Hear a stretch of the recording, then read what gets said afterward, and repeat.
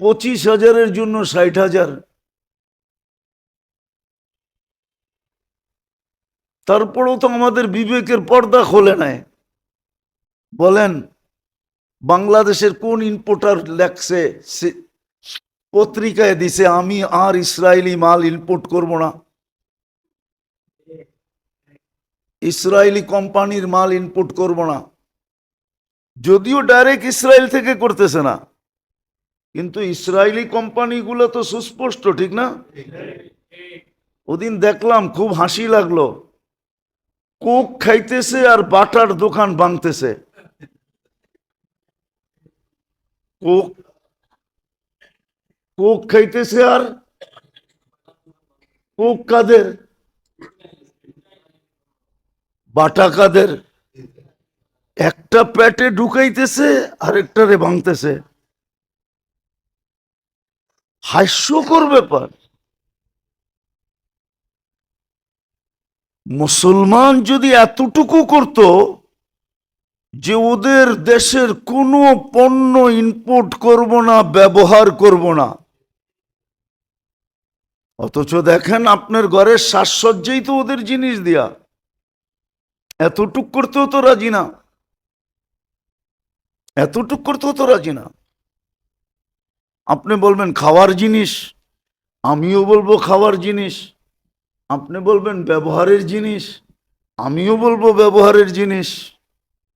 কিন্তু আত্মমর্যাদা তো একটা জিনিস আছে, হ্যাঁ না নাই? হ্যাঁ, আপনার আত্মমর্যাদায় কি বলে? আপনার টাকা দিয়েই তো অস্ত্র কিনতেছে। পেপসিতে তো লেখাই, পেপসি অর্থ কি? হ্যাঁ, পেপসির মিনিংস হলো তোমার একটা পয়সা ইসরায়েলের জন্য, একটা পয়সা ইসরায়েলের জন্য তুমি জমা করো, সংরক্ষণ করো, একটা পয়সা। পি দিয়া প্লিজ, বুঝবেন তো না কোড ওয়ার্ড? ওই যে মনে মাঝে মাঝে কোড ওয়ার্ড হয় না? হুম, হ্যাঁ, দেখেন না মেঘনা গ্রুপের উপরে লেখা কি MGI, ঠিক না? দেখেন না সব জায়গায় লেখা মেঘনা গ্রুপ অফ ইন্ডাস্ট্রিজ। ওইটারে 3 শব্দে 3 অক্ষরে আনছে। ঠিক এত বড় কথাটাকে নিয়ে আসছে একটা অক্ষরে, নাম হয়ে গেছে পেপসি। তো যেটা বুঝাইতেছিলাম, আমরা তো এটা করি না। তা আল্লাহ বলে বন্ধুর সামনে লজ্জিত হওয়ার থেকে আমার অঙ্গীকার, আমি না বন্ধুকে লজ্জিত করব, না বন্ধু আমার উপরে আঙ্গুল উঠানোর সুযোগ পাবে। দিছিলাম তো। গ্রামের একটা গ্রাম্য প্রবাদ বাক্য আছে, কয় শখের পিঠা মধ্যে কাঁচা। পিঠাটা বড়, আপনাদের দেশে কিভাবে আছে জানি না, তো পিঠাটা বড় শখ করে বানাইছিলাম, কিন্তু ভিতরে, শখের পিঠা ভিতরে কাঁচা।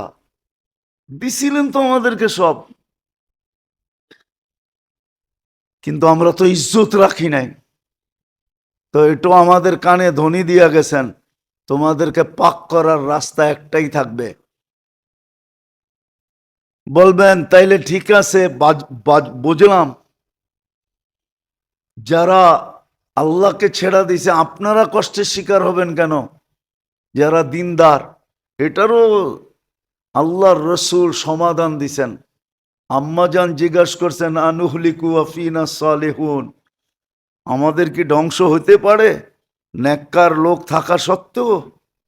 আল্লাহর রসুল বলছে ইদা কাসুর আল খাবাস, খারাপ লোকের সংখ্যা যখন বাড়বে তখন নেককাররা এই দুনিয়াতে তাদের উপরও মুসিবত আসবে, তারাও বাঁচবে না।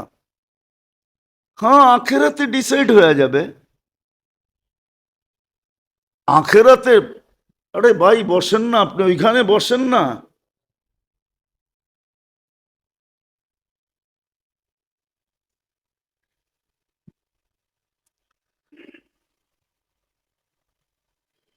তো যেটা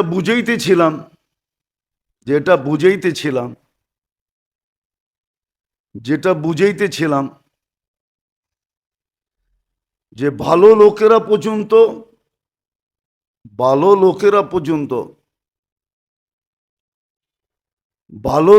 পর্যন্ত ওই বিপদের সম্মুখীন হইতে হবে।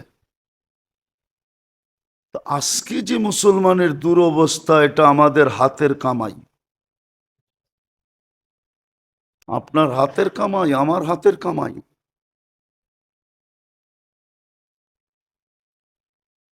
আপনার হাতের কামাই, আমার হাতের কামাই। বুক করে সারাদিন আল্লাহরটা সারাদিন বুক করে সার্ভিস নেয় আল্লাহর, সেবা নেয় আল্লাহর, কিন্তু সারা দিনে 10 বার আল্লাহ বলতে চায় না। কেননা সামনে একটা সময় আসতেছে, কোয়ালিটিফাই তো বানাইতে হবে। সামনে কিন্তু 2টা বিপদ আসতেছে, সামনে কিন্তু 2টা জিনিস আসতেছে। একটা দাজ্জাল, আপনি পাইবেন না তসবি পরে দাজ্জালতে বেঁচে যাবেন, আপনি এটা পাইবেন না যে আপনি তসবি পড়েন দাজ্জালতে বেঁচে যাবেন। দাজ্জালতে বাঁচা এত সহজ না। দাজ্জাল থেকে তো ওই বাঁচবে যে পদ্ধতি অনুকরণ করবে। দাজ্জাল থেকে বাঁচার যে পদ্ধতি, ওই পদ্ধতি শতকরা একজন কেন, হাজারে একজন কেন, লাখে একজন করে কিনা সন্দেহ আছে। দাজ্জালতে বাঁচার যে পদ্ধতি, ওই পদ্ধতি তো আমরা কেউ অবলম্বন করি না। সহজ যদিও ছিল, সূরায়ে কাহাফের প্রথম রুকু এবং শেষ রুকু যে পড়বে সে দাজ্জাল থেকে বাঁচবে, কিন্তু কোরআনই তো পড়তে জানে না 99 জন। 99 জন বললেও ভুল হবে না। ও প্রথম রুকু কোত্থেকে পড়বে? আপনি ভাবছেন আপনার তফসিবি টিপা আপনাকে দাজ্জাল থেকে বাঁচিয়ে দিবে? এত সহজ? আমরা সবাই দাজ্জালের পাঞ্জার ভিতরে আছি, শুধু প্রকাশ পায় না। প্রকাশ পাইলেও হাতের খুলা দেখাবে, তুই অনেক আগে আমার পাঞ্জার ভিতরে, তুই যাবি কই? আপনি অনেক আগে ডাক্তার দাজ্জালের পাঞ্জার ভিতরে চলে গেছেন।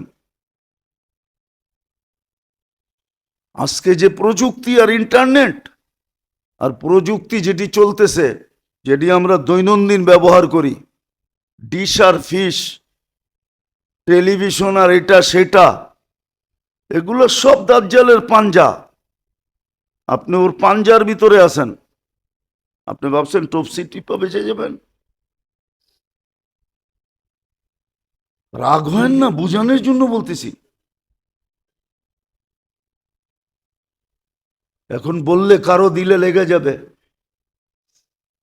অনেকবার বলছি মসজিদে, কিন্তু করণীয় কিচ্ছু নাই, এতটুক পর্যন্ত শিখে না। তো যেটা বুঝাইতেছিলাম, আমরা শিখি না। আমাদের এক এক দল এক এক ভাবনায় আছে যে আমি বেঁচে যাবো। এত সহজ? দুনিয়ায় কোন নবী আসে নাই যেই নবী উম্মতকে দাজ্জালের ব্যাপারে সতর্ক না করছেন। আর আমাদের নবীজি তো সবচেয়ে বেশি করছেন। এটা দাজ্জাল আমাদের ভিতরেই আসবে, আমাদের সময়ই আসবে। এত তাড়াতাড়ি বেঁচে যাবেন? সবাই ভাবতেছে ইমাম মেহেদী আলাইহিস সালাম আসলে আমি মিলা যাবো উনার সাথে। এত সহজ? সোনা 22 ক্যারেট হয়, 24 ক্যারেট হয়, 25 ক্যারেট হয় না। 24 ক্যারেট কেন হয় জানেন? 999 হয়। 1000। তারপরও কয় পয়েন্ট বাকি আছে? এখনো 1 পয়েন্ট খাইদ আছে। দুনিয়ার কোন প্রযুক্তি 1 পয়েন্ট দূর করতে পারে না। আপনি ভাবছেন ইমাম মেহেদী আলাইহিস সালামের সাথে মিশা যাবেন আপনি আসলেই? ওনার সৈন্য সামন্ত কি কয়েক কোটি হবে নাকি? মাত্র 70,000। এটা দিয়ে দুনিয়া কাঁপাবে। শুধু 70,000 হবে। সবাই ওনার সাথে মিলা সম্ভব না, ওটারও কোয়ালিটি আছে। এখন পর্যন্ত কোয়ালিটি হয়েছে কিনা জানি না 70,000-এর। হ্যাঁ, যেদিন হবে 70,000 কোয়ালিটি ভাই, ওই দিন উনি আসবে, এটাই সত্য। তো ওনার সৈন্যের সাথে মিলা যাবে না এত সহজে না। আর দাজ্জালের হাত থেকে সহজে বাঁচা যাবে না। বললাম না, সূরায়ে কাহাফের প্রথম রুকু শেষ রুকু তো পড়ি না, না মুখস্থ করছি না পড়ছি, কোরআনই তো পড়তে জানি না। আপনি ভাবছেন তসবিহ টিপা বাঁচা যাবেন আর খালি আল্লাহর উপরে ছেড়া দিবেন? আপনি কিচ্ছু করবেন না, সারাদিন বুক করবেন আল্লাহটা। মেরে দোস্ত, ভুল জগতে আসি। হ্যাঁ, নাইলে হাদিসে এতগুলা কথা আসতো না, এতগুলা কথা আসতো না, এতগুলা কথা আসতো না, এতগুলা কথা আসতো না। আমাদের দুরবস্থা এই জন্যই আজকে। করণীয় কি ছিল এটাও করি না, যেটা করণীয় ছিল কেউ তো এটা ধারেই দাঁড়ে না। হ্যাঁ, হইতেছে ফিলিস্তিনে হইতেছে, আমার কি? আচ্ছা বলেন, আপনার দেশটা ফিলিস্তিনের থেকে কম? আমি তো যুক্তি দিয়ে আপনাকে বুঝাবো।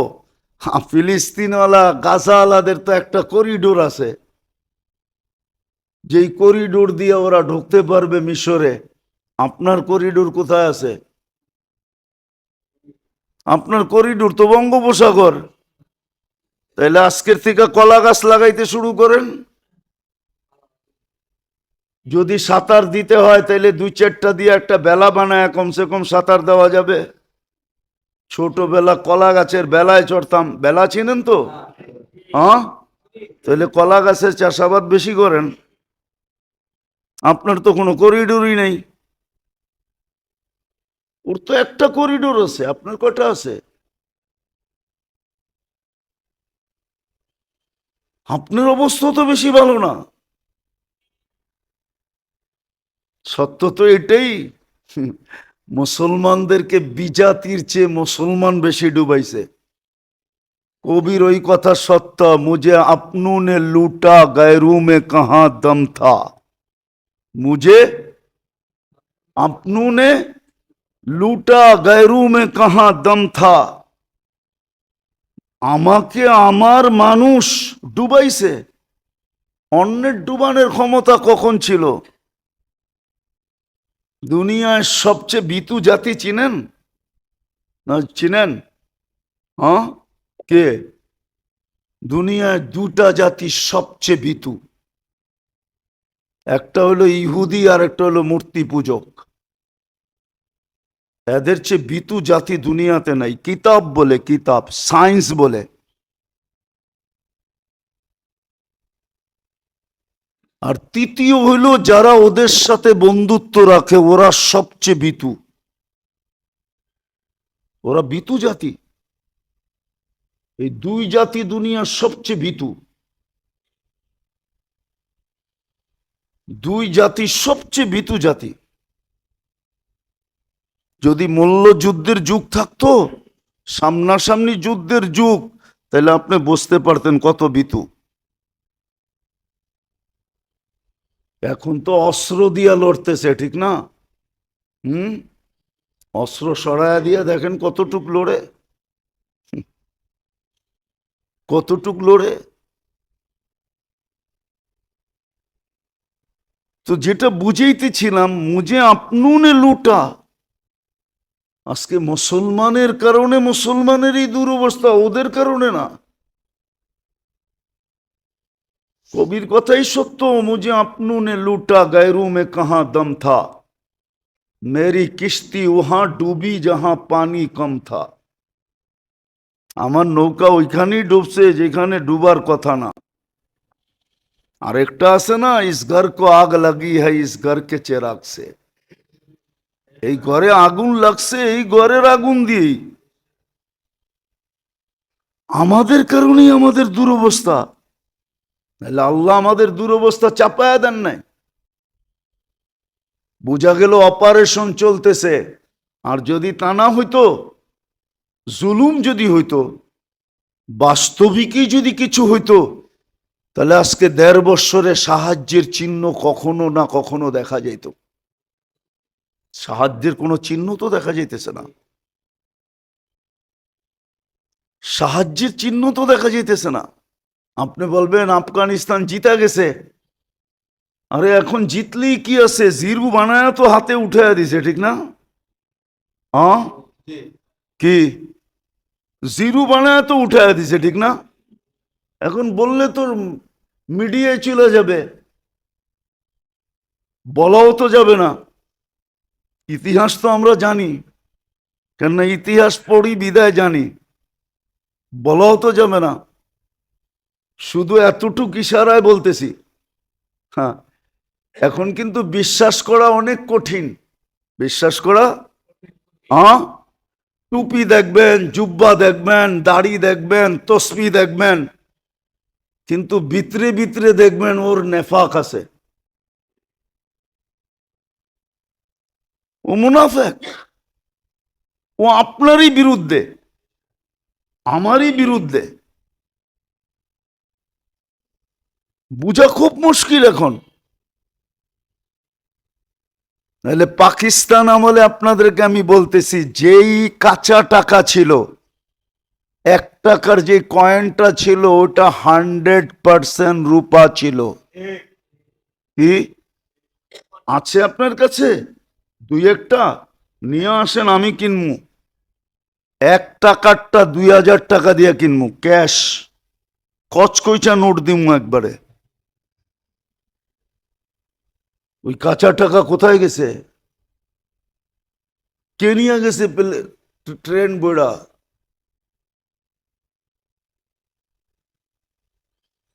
কে নিয়ে গেছে ট্রেন বইড়া?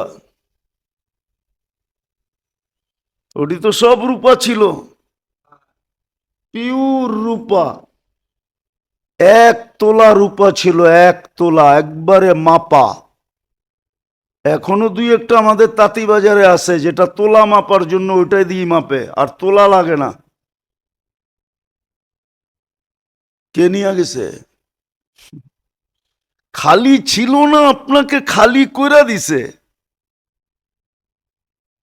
আর বললাম না আগে, এতটুকুই বললাম। ইস ঘর কো আগ লাগি হ্যায় ইস ঘর কে চেরাগ সে। এই জন্যই আল্লাহ আমাদেরকে শিক্ষা দিছিলেন যে মুসিবত যখন আসে, অন্যের কথা বাদ দিয়া তোমরা, যাদেরকে আমি সদিচ্ছায় মুসলমানের ঘরে অস্তিত্ব দিছি, উম্মতে মুহাম্মদী বানাইছি তোমার বেনিফিটের জন্য, তুমি লাভবান হবে এই জন্য, চির জান্নাত পাবে এই জন্য। মুসিবত আসতে দেরি, চিৎকার দিয়ে আমার দিকে ফিরতে দেরি করো না। যেরকম বাচ্চা, বাচ্চা যেরকম বিপদ দেখলে মা বইলা চিৎকার দেয়, বাবা বইলা চিৎকার দেয়, আল্লাহ শিক্ষা দিছিলেন বিপদ দেখলে আমাকে ডাইকো। ইদা আসাবাতহুম মুসিবাতুন ক্বালু ইন্না লিল্লাহ, আল্লাহর দিকে ফিরা উচিত ছিল। এখনো অপেক্ষা আছে আল্লাহ, নাহলে হাদিসে কুদসি কেন আসতো? আহলু মাসিয়াতি লা আকনুতুহুম মির রাহমাতি। যেমন আপনারা বুঝবেন না, হয়তো কোনো যুবক বুঝলে বুঝতে পারে, কারো মোবাইলে এখনো মেসেজ আছে, আমি মরণ পর্যন্ত তোর অপেক্ষায় থাকবো। মনে হয় বোঝেন নাই। আল্লাহ বলে কণ্ঠনালীতে রু আসার পূর্ব মুহূর্ত পর্যন্ত আমি মুসলমান, তোর অপেক্ষায় থাকবো। দেখেন ওর পাওয়ার কতটুকু আছে। এক হোয়াইটের সামনে ওর কোনো পাওয়ার নাই। হোয়াইট হোয়াইটই, ওরা ওরাই। ওরা জানে এটা মন্ত্রী হইলে কি হবে, সবকিছু খুইলা দিয়া মন্ত্রী হয়ে গেছে, হইলে কি হবে, ভিতরের আগুন এখনো আছে, ভিতরের আগুন এখনো আছে। সত্য এটা, আমি আপনাদেরকে সত্য কাহিনী দিতে পারি। বুঝেইতেছিলাম যে আজকে যে মুসলমানের দুরবস্থা, মুসলমানের যে দুরবস্থা, এটা আল্লাহর ঘোষিত দুরবস্থা। বাংলা একটা কথা বলে, সোজা আঙ্গুলে ঘি না উঠলে বেকা আঙ্গুলে উঠাইতে হয়। আল্লাহরও কথা এটাই, সদিচ্ছায় আমি তোমাদেরকে মানুষ বানাইছি, মুসলমানের ঘরে জন্ম দিছি, তোমাদের ভাগ্য খোলার জন্য আমি আমার বন্ধু দিছি।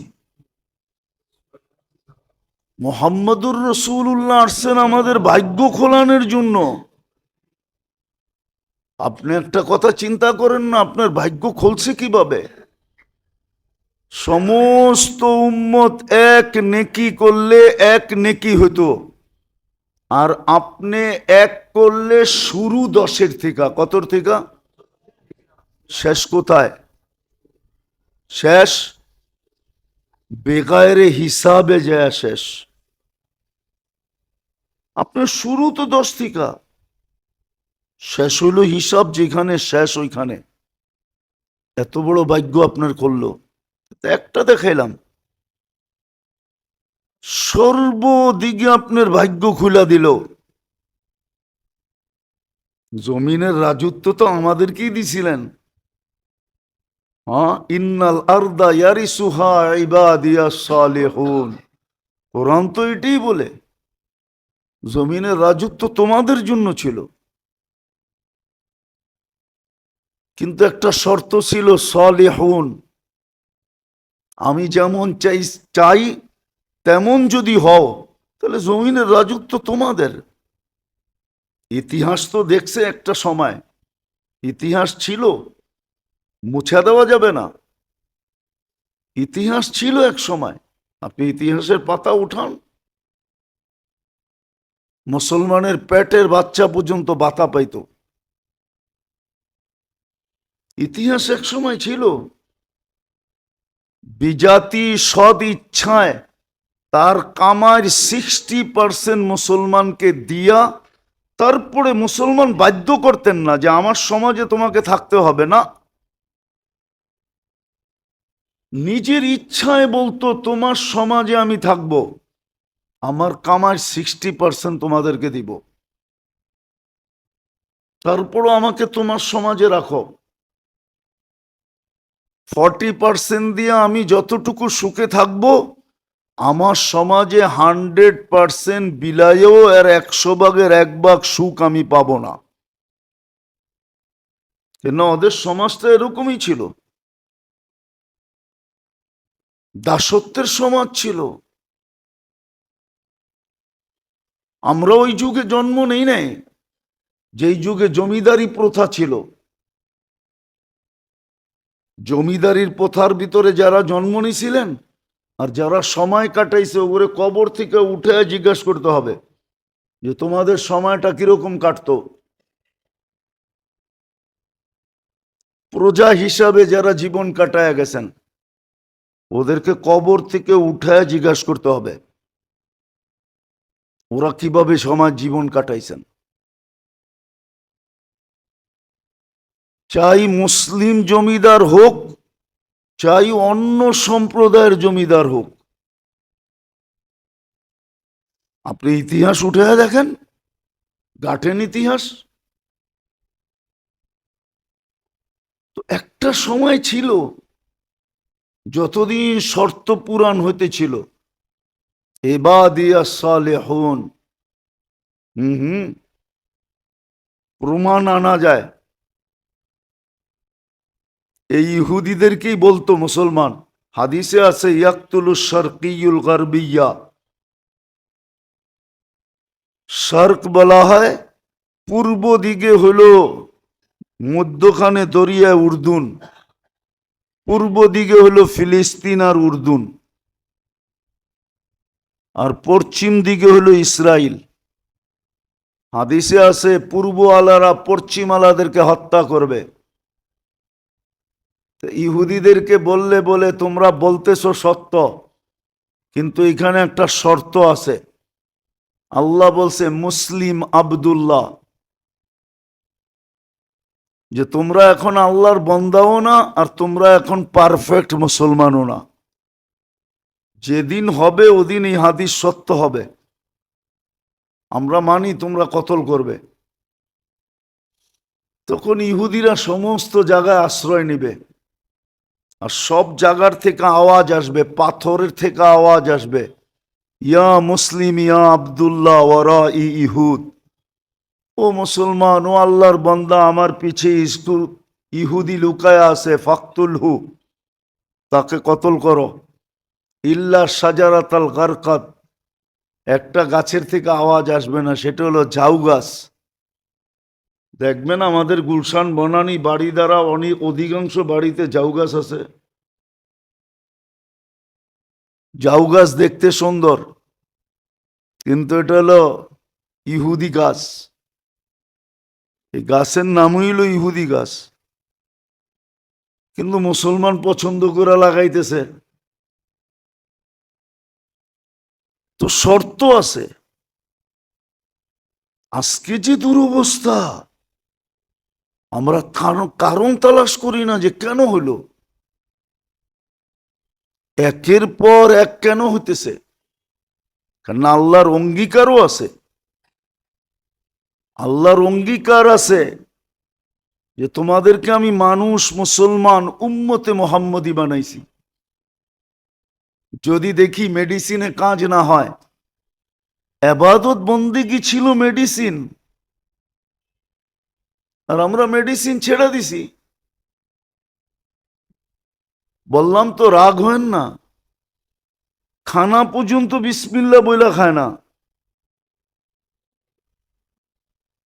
ঘুমানোর সময় দোয়া পর্যন্ত পড়ে না, উঠো দোয়া পড়ে না।